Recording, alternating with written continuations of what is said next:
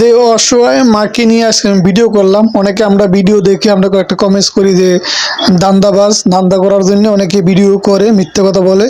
আসলে মনে রাখবেন, কারণ অনেকে অনেক বিপদে থাকে এবং 3 বেলা খেতেও পারে না, 1 বেলাও ঠিক মতন খেতে পারে না। এরকম কষ্ট অনেক মানুষ আছে, কিন্তু তারা ভিডিওর সামনে আসতে চায় না, কারণ তাদেরও পরিবার আছে, আত্মীয় স্বজন আছে। আর যারাই আসে আসলে কোনো দিকে পথ না দেখে, মান সম্মানের কথা না চিন্তা করেই তারা তখন ক্যামেরার সামনে এসে কথা বলে। যদি আমরা বলি তাদেরকে দান্দাবাজ, আসলে এটা খুব দুঃখজনক। এই যে এই মাটিকে দেখতে পারতেছেন, উনি কিন্তু খুব অসহায় এবং ওনার অনেক কথা উনি বলতে গিয়েও বলতে পারে নাই, কারণ ওনার ছেলের বউ এখানে ছিল। কারণ ওনার ছেলের বউর বিষয় যদি কিংবা ওনার ছেলের বিষয়ে যদি আমিও কথা বলি, আসলে ওনার হয়তোবা প্রবলেম হবে, কিন্তু উনি তারপরও হাসি মুখে অনেক কিছু মেনে নিছে এবং উনি খুব কষ্টে আছে বলতে চাইছে বারবার, কারণ ওনার একটা রোগ আছে এবং সেই রোগটির চিকিৎসা করার জন্য অনেক টাকার দরকার। আপনার ওনার মুখ থেকে শোনা আমার কষ্টে আর কি কোনো কিছু বলা নাই। আমি অনেক কষ্ট জীবনে আমার মনে করেন হয়েছে। আমি এমন আসলো যে আমি গার্মেন্টসও কাম করছি, বাসায়ও কাম করছি। আমার স্বামীও আছে, আমার আছে। সে মনে করেন আপনার প্রতিবন্ধী। সে কোনো জি প্রতিবন্ধী। আপনি এটা কি দেখটাই ছেলে একটা অনেক কষ্ট করে আমি মানুষ করছি। মনে করেন বাসা কাম করে গার্মেন্টসে চাকরি করে মনে করেন আমি করছি। আমি এতটুকু ঘরের মধ্যে আমি 1200 টাকা দিয়ে ঘরে আমি থাকি, মনে করেন ব্যক্তি ফ্যামিলি নিয়ে। হাজবেন্ড মারা গেছে আপনি 2 বছর। আর ছেলে কি করে বর্তমানে? ছেলে আপনি মনে করেন কষ্ট, মনে করেন রিক্সা চালায়। ওই পয়সায় আমার কোনো কিছু হয় না, অনেক কষ্টে মনে করেন। ছেলে কি বিয়ে করছে? হ্যাঁ, ছেলে বিয়ে করছে, একটা বাচ্চা হয়েছে। উনি মনে করেন বাচ্চারও আপনি সবকিছুই খাওয়া করণ লাগে, আবার 3 জনে কেমনে কি করব এরও মনে করেন করণ লাগে। আপনারা যদি আমার একটুখানি সাহায্য করতেন তাহলে মনে করেন আমি একটু বাঁচে গেতাম।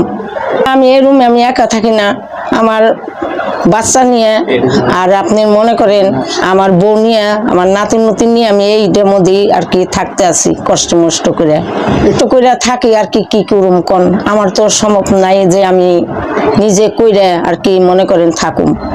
চিকিৎসা মনে করেন অনেক ধারণাই অনেক কিছু। মনে করেন আমার ফুসফুসিতে পানি হয়ে গেছে, হাতে পায়ে পানি আসে। আপনি মনে করেন ওখানেও আপনার এবারে পানি মনে করেন কয়েকদিন পরে পরেই যদি আমি ওষুধ না খাই তাহলে আমার হাতে পায়ে পানি হয়ে জায়গা, আপনি পেট ফুলে জায়গা। আমি ওষুধ খাইতে পারি না, শুধু খালি আমি টাকার জন্য। তারে বলছে যে আপনার অপারেশন করণ লাগবো। জি, কার কথা মনে করেন বলছে, তো আমার ওইটা সম্ভব না যে তাইতে আমি রাজি। 2 লাখ সব আছে, আমার কাগজপত্র সব আছে। এই যে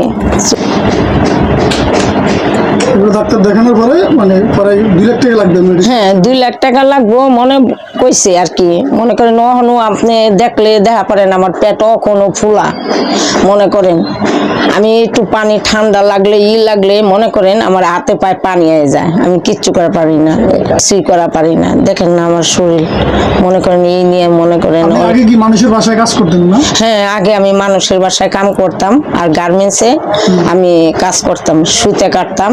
ওখান থেকে আর কি মনে করেন আমি করতাম, মেশিন চালাইতাম। করণ লাগবো মনে করেন আমার যে ছেলে আছে, মনে করেন এই ছেলে আমারে মনে করেন খাওয়া দিব আগে পাশে, তার বাচ্চারই হয় না। হ্যাঁ, সত্যি কথা। আপনি মনে করেন বিশ্বাস যদি না যান, আমি একটা মনে করেন বিধবা একটা মহিলা, মনে করেন আমি 5 ওয়াক্ত নামাজ পড়ি। আমি কেন আপনাদের কাছে আমি মিথ্যা কথা কইতে যাব? আমারও তো মরতে হইব।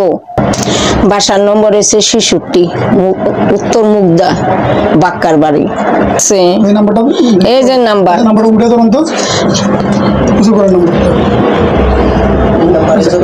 এই নাম্বারে যদি আপনাকে যদি ময়া যদি থাকে তাহলে আমার এই নম্বরে আপনারা যোগাযোগ করবেন। আমার একটু সাহায্য করলে আপনাদের কাছে আমি একটু বাঁচুন। এই নাম্বারটা হইলো ওনার ছেলের। তো নাম্বারটা দেওয়ার পরে পরবর্তীতে জানলাম যে নাম্বারটা বিকাশ না। আপনারা যারা টাকাটা দিবেন অবশ্যই নাম্বারে ফোন দিয়ে ওনার থেকে বিকাশ নাম্বারটা নিয়ে আপনারা ওনাকে সহযোগিতা করবেন। আরেকটা জিনিস, যদি আপনারা পারেন আমাদের মাধ্যমে যদি সহযোগিতা করেন, তাহলে আপনারা যদি নাম্বার চান তাহলে আমি নাম্বারটা দিব আপনাকে। তাহলে আর যেই টাকা আপনারা ওনাকে পাঠাবেন, সাহায্য পাঠাইবেন, এটা আমি ভিডিওর মাধ্যমে আমি আপনাদেরকে দেখায়া ওনার হাতে টাকাটা তুলে দিব। কারণ আসলে ওনার ছেলের বিষয়ে উনি অনেক কিছু হয়তোবা বলার চেষ্টা করছিল কিন্তু বলতে পারেন নাই, কারণ ছেলের বউ ওইখানে ছিল, হয়তোবা ঠিক মতন তাকে খাবার দেয় না, কারণ এমনি বলতে গিয়েও বলে নাই, কারণ আমরা চলে আসতে তো ওনার প্রবলেম হবে। অনেক কিছু বলতে গিয়ে বলতে পারে নাই, কারণ ছেলের বউ এখানে দাঁড়ায় ছিল। তো আপনারা তো জানেন আসলে একজন বিধবা মার কিংবা বয়স হয়ে গেলে আসলে ছেলের বউর দ্বারে সে মা আসলে কিরকম থাকে সেটি আপনারা ভালো করেই জানেন, যে আসলে বয়স হওয়ার পরে কোনো মায়ের কোনো মূল্যায়ন থাকে না। তবে উনি অনেক কিছু বলতে চেয়েও বলতে পারে নাই। তবে যদি আপনারা ওনাকে দেখে যদি বিশ্বাস হয়, যদি ইমাম থাকে, তাহলে এই মার পাশে আপনারা দাঁড়ায়েন। তবে আমি চেষ্টা করবো যতটুকু ওনাকে আল্লাহ আমাকে তৌফিক দেয় আমি অবশ্যই ওনাকে সাহায্য করব। এবং আপনারা আমার মাধ্যমে যদি দেন তাহলে মনে হয় কিছুটা ওনার উপকারটা বেশি হবে, কারণ আমি ভিডিওর মাধ্যমে দেখ